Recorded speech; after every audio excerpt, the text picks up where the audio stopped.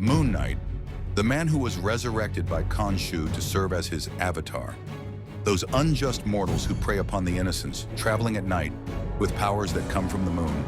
Beware the vengeance of the Moon Knight. Versus Mr. Terrific. Michael Holt is the third smartest man alive. Mr. Terrific embodies his Golden Age predecessor's slogan of fair play and is currently the leader of his own team, the Terrifics. I'm the Shinin, and I'm here to analyze their powers, their durability, and their sheer versatility to uncover who would win in a one-on-one fight.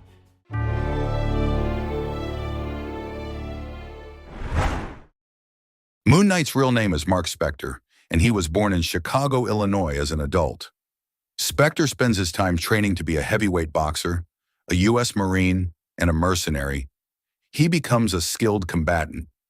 Mark Spector first met French pilot Jean-Paul Duchamp, whom he simply called Frenchie, while working under the ruthless African mercenary Raoul Bushman in Egypt. During one mission, the group stumbled upon an archaeological dig run by Dr. Peter Alroun and his daughter Marlene. The excavation had uncovered an ancient temple containing priceless artifacts, including a statue of the Egyptian moon god, Khonshu. Bushman, however, cared nothing for history or culture.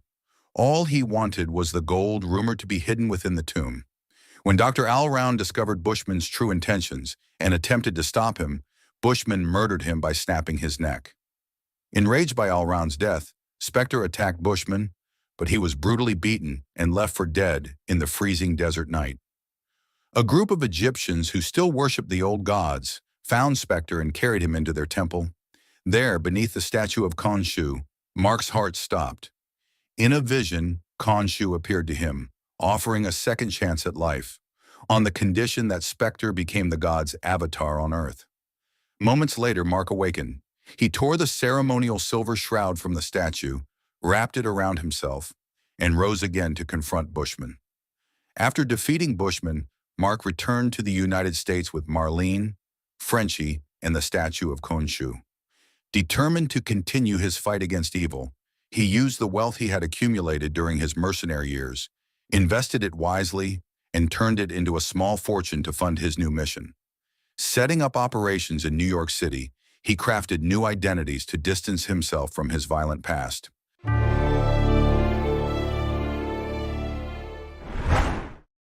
Let's get this straight. Moon Knight isn't the Hulk. He isn't Thor. He isn't throwing planets or ripping reality apart. But what he is one of the most dangerous, unpredictable, and outright savage heroes Marvel has ever put on the page. And today, we're breaking down exactly why. Moon Knight's strength fluctuates depending on the moon and Khonshu's influence. But even at baseline, yeah, he's a monster. We've seen him snap thick chains, rip bricks straight out of a wall, and wrestle a 210-pound jaguar like it's a house cat. He's punched through metal shields, stomped a gun into pieces, and kicked down reinforced steel doors like they were cardboard. And when Khonshu boosts him, oh boy, he's stomping the front of a Jeep into the ground, Hulk style. If there's anything Moon Knight is known for, it's how much punishment he can take. He's tanked blasts from Dr. Doom, shrugged off arrows, bullets, knives, you name it. Some heroes avoid pain. Moon Knight? He weaponizes it, and that alone already puts him above most street-level fighters. Moon Knight is a certified monster in combat. He's fast enough to catch an arrow shot at him, from behind agile enough to dodge Doom's attacks, accurate enough to slice bullets in half midair with crescent darts.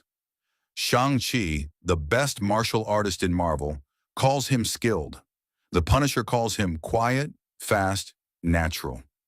And the rest of the Marvel Universe, they call him a problem. Now here's where things get wild. Moon Knight has fought or stood his ground against Venom, Daredevil, Iron Man, She-Hulk, Mr. Fantastic, Gambit, Beast, Black Knight, Nova, and more. All at the same time. He sliced Deadpool apart until Deadpool literally said, "Uncle." He scared Taskmaster so badly the guy begged him to stop, and he took a direct blast from Doctor Doom. Got up and kept coming. That's not normal. That's not street level. That's Moon Knight. And sometimes when the moon is full, or when Khonshu feels generous, Moon Knight gets real upgrades. Superhuman strength, energy absorption, near immortality, divine empowerment. They're inconsistent, sure, but when they hit, Moon Knight punches way above his weight class. Moon Knight isn't Marvel's strongest hero, but he might be one of its most dangerous. He's a brutal, unpredictable, supernatural fighter who refuses to die, refuses to quit, and scares opponents who should outclass him. He may not be the Hulk, he may not be Thor, but cross him? Yeah, you're gonna wish he was.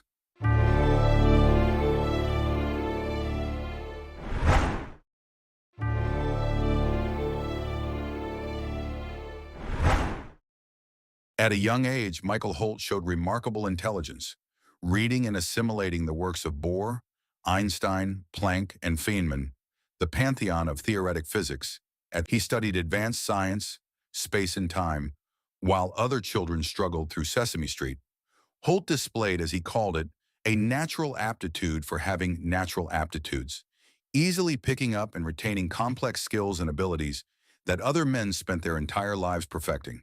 Before he began his career as a superhero, he already possessed 14 PhDs, 2 in engineering and physics, including assorted doctorates and master's in degrees in law, psychology, chemistry, political science, computer science, rocket science, and mathematics.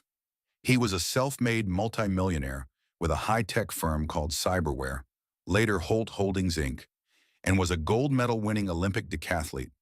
While contemplating suicide after the death of his mentally handicapped older brother and the accidental death of his wife and unborn child, Holt was met by the spirit of God's vengeance. Known as the Spectre, ironically, Holt is an atheist, who told him about Terry Sloan, the Golden Age superhero known as Mr. Terrific. Inspired by Sloan's life story, he took the name Mr. Terrific and later joined the current Justice Society of America, eventually serving as its chairman. He initially wore ordinary clothes and a leather jacket with Sloan's Fair Play emblem on the back. He currently wears a T-shaped mask, a black and white costume with red trim, and a collarless jacket in the same colors. The black sections of tunic and jacket forming a T, with Fair Play written on the sleeves and Terrific on the back. For a time, he acted as spokesperson for Telurco and consulted that company on industrial espionage and security matters in exchange for that company helping fund a youth center Terrific had started. Holt has a friendly rivalry with Batman, his opposite number in the Justice League of America.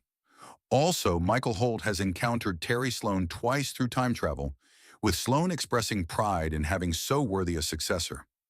Holt has been noted as the most intelligent member of the JSA in its history, surpassing his predecessor. He describes himself as the 3rd smartest person in the world.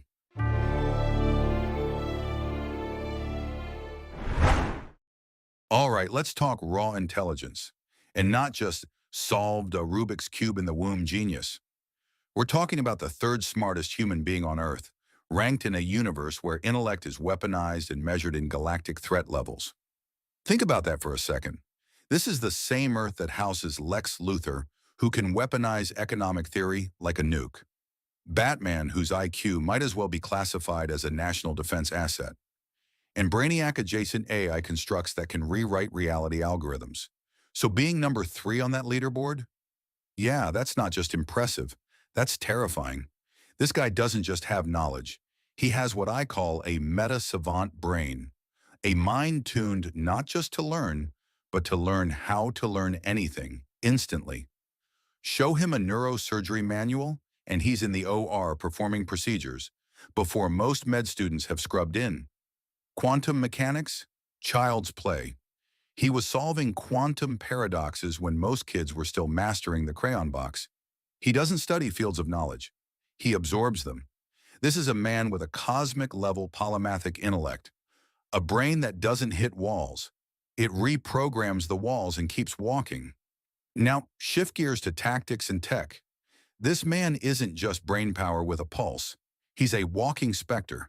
You cannot track him. Not with satellites, not with radar, not with heat signatures, heartbeat sensors, or the kind of military-grade surveillance systems Batman personally helped design. Nothing sees him. He's the ghost in the machine, the ultimate blind spot in a world where eyes are everywhere. And then there are the T-spheres, those sleek, silent orbs that orbit him like mechanical moons. What are they? Imagine if Tony Stark built drones without ego. No speeches, no theatrics, just results. These things fly, fight, heal, cloak, and hack on a level that makes most tech look like Fisher-Price toys. They create holograms so convincing, they can trick telepaths. They can shift gravity fields. They can knock Black Adam off his feet and hold their own against Captain Marvel-level forces. They are adaptive war machines, tuned to a mind that never stops thinking 10 moves ahead. But let's be clear, he's not just hiding behind tech. He holds black belts in 6 martial arts. The man has trained his body like he trained his mind into a precision instrument of survival and combat.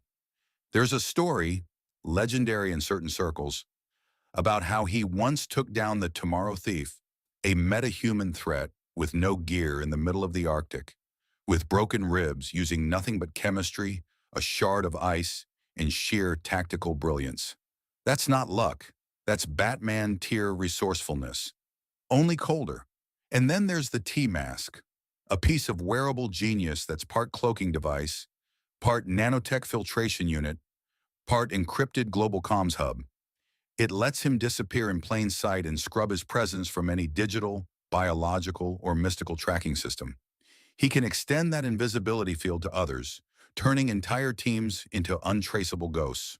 Not even Brother Eye, the satellite AI that surveils every metahuman on the planet, can find him. This isn't just next-level stealth. This is what happens when genius evolves beyond detection, beyond confrontation, into pure strategic dominance. He's not just a man with a plan, he's the plan, rewritten in code, muscle, and mind.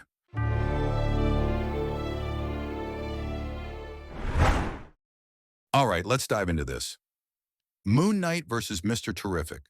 They're both iconic superpowered characters from different universes, and each brings something unique to the fight. This fight takes place under completely random conditions, no prep time, no prior knowledge, and neither fighter knows anything about the other. Now, I'll analyze their combat intelligence, their durability, and their sheer versatility to uncover who would win in a one-on-one fight. 1. Combat intelligence. Moon Knight fights with raw instinct, experience, and chaos. He's unpredictable, absorbs pain, and uses it to strike harder. Taskmaster even hates fighting him because he has no patterns. While Mr. Terrific fights like a living computer, his T-spheres scan everything: stance, breathing, timing, and predict your next move before you make it. Edge? Mr. Terrific. He's simply more precise, calculated, and efficient. Moon Knight excels in chaos, but Terrific dominates everywhere else. 2. Durability. Moon Knight, a walking medical emergency who refuses to die. He's been blown up, stabbed, shot, burned, crushed, and still fights back. Even uses arrows stuck in him as weapons. Plus, Khonshu sometimes revives him. Moon Knight survives on pure stubbornness. While Mr. Terrific, peak human durability, his T-mask and T-spheres protect him from blasts, hacks, and toxins. But he isn't superhuman. He's not eating a Dr. Doom blast and walking it off. Edge? Moon Knight. He can tank far more damage and keep fighting, while Terrific is still just peak human without his tech. Lastly, versatility. Moon Knight. Weapons, gadgets, pain-fueled combat, occasional divine boosts, and resurrection. Versatile, but all in a brutal street-level way, while Mr. Terrific. T-spheres give him flight, defense, offense, hacking, illusions, healing, and multi-angle attacks. Basically a one-man tech army. Edge. Mr. Terrific. Easily. And with all this, Mr. Terrific wins.